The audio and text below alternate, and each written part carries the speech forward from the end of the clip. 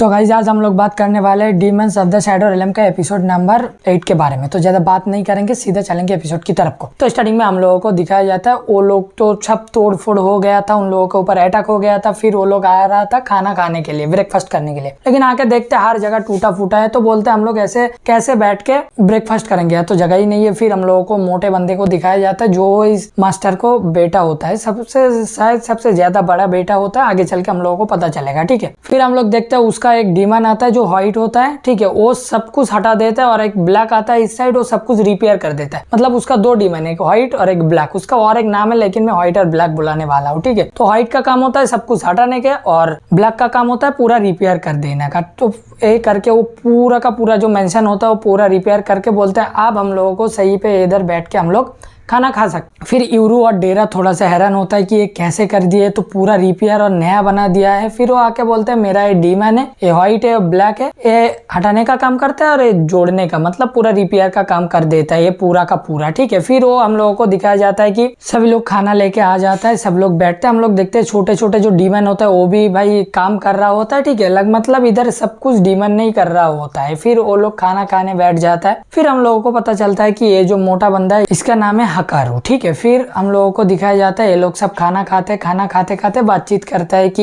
ये लोग कैसे सब कुछ झेलता है और कौन लोग इधर अटैक करता है और आशा क्यों इधर रहता है, क्योंकि आशा बाहर अगर जाएगा तो उसके ऊपर एसोसिएशन का अटैक हो जाएगा। आशा इसलिए बाहर नहीं जाता है। और एक बार वो बाहर के हॉस्पिटल में गया था जब उसका एसिडिटी हुआ था या पेट खराब हुआ था तब, लेकिन तभी भी उसके ऊपर एसोसिएशन का अटैक हो गया था। तो ऑल दैट ये सब लोग वो लोग बातचीत कर रहा होता है कि कैसे कुछ हुआ था। फिर डेरा को पता चलता है कि जो यूरू है उसका मम्मी पापा गायब है। फिर डेरा बोलता है मुझे नहीं लगता कि हिगासी गांव का जो बंदे लोग हैं वो इन लोगों को अटैक कर सकते हैं, मतलब किडनैप कर सकते हैं, लेकिन नहीं मुझे तो ऐसा नहीं लगता, क्योंकि मैं पूरे दिन उसके तरफ ही था, मतलब पूरे डे 1 से मैं उन लोगों की तरफ था, लेकिन मुझे ऐसा कोई न्यूज नहीं आया था। और मैं अपने टेरिटरी में जो भी आता है उसको मार सकता हूँ, लेकिन मैं बाहर आके कोई खून खराबा नहीं करता हूँ। डेरा भाई अलग ही लेवल का बंदा है। देखो भाई इस बंदे के पास मोस्ट प्रोबेबली भाई बहुत पावरफुल डीमन होगा जो हम लोगों को अभी तक दिखाया नहीं गया है भाई। फिर ये लोगों को और भी बातचीत करता है कि हिगासी विलेज का जो बंदा लोग होता है वो किडनैप नहीं कर सकता,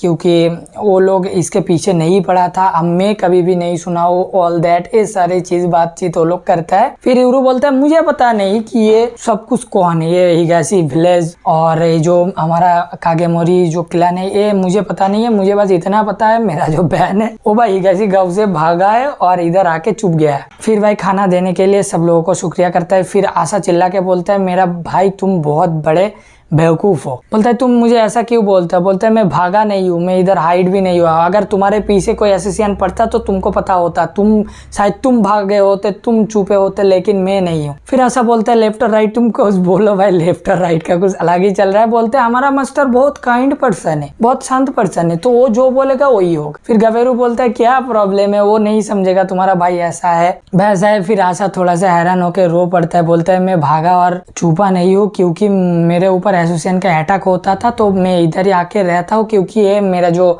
मेंशन है मेरे लिए बहुत सेफ है और मैं अगर बाहर जाऊंगा तो मेरे ऊपर फिर से अटैक होना चालू हो जाएगा, तो मैं यही रहूंगा। तो उसके बाद भाई आशा रोने लगता है। फिर हम लोगों को दिखाया जाता है जो कागेमोरी होता है उन लोगों का जो मास्टर होता है वो बोलता है आशा तुम चॉइस के लिए इसको ज्वाइन नहीं किए हो, तुम इधर सेफ हो, तुम हम लोगों को पसंद हो इसलिए तुम यहीं पर रहते हो, तो तुम कोई फिक्र मत करो। फिर हम लोग देखते हैं कागेमोरी ऑफर करता है यूरू को कि तुम हमारे साथ ज्वाइन करो। फिर यूरू बोलता है नहीं मैं कभी भी ज्वाइन नहीं करूंगा, मुझे पता है कि विलेज का जो लोग है वो हम लोगों के साथ बहुत गलत किए हैं, तुम लोग जो भी किए वो बिल्कुल गलत है, क्योंकि उधर मेरा दोस्त रहता था, मेरा फैमिली रहते थे, तो मैं इन लोगों के साथ कभी हाथ नहीं मिलूंगा जो लोग मेरे फैमिली के साथ या मेरा विलेज के साथ ये करके रखा है। लेकिन आशा मैं तुमको प्रॉमिस करता हूँ मैं मम्मी और पापा को ढूंढ के लाऊंगा, वो भी मेरे तरीके से, ठीक है। फिर आशा बोलता है ठीक है। फिर डेरा बोलता है अब हम लोगों को चलना चाहिए, एज ए गार्जियन मैं उसका गार्डियन हूँ, तो मुझे ये करना चाहिए कि वो जो चाहता है उसके तरीके से ही उन लोगों को ढूंढना चाहिए। फिर ये लोग रेडी होता है। फिर आशा बोलता है तुम थोड़ा संभल के जाना, ये जो गेट है इसका बैरियर मैं खुद संभालता हूँ, तो देखना कुछ हो ना जाए। फिर यूरू जाने लगता है। फिर आशा पीछे से बुलाता है, बुला के स्मार्टफोन से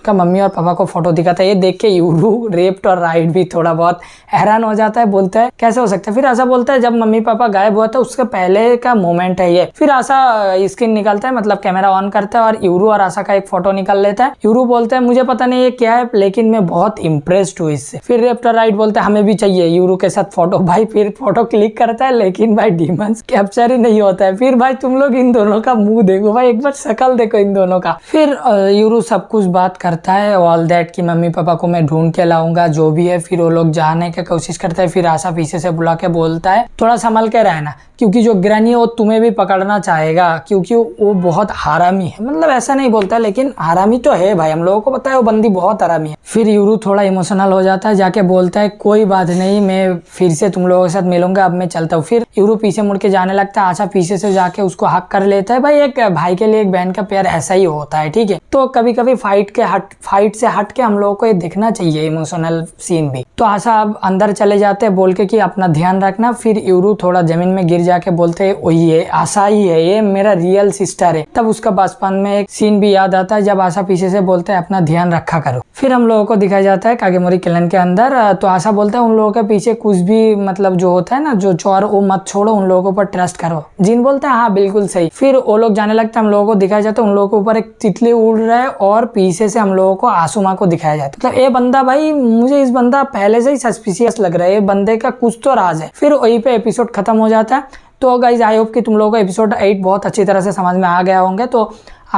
तो फटाफट लाइक कमेंट और शेयर कर देना और चैनल को सब्सक्राइब करो। मैं मिलूंगा और एक मजेदार वीडियो लेकर, तब तक के लिए बाय बाय।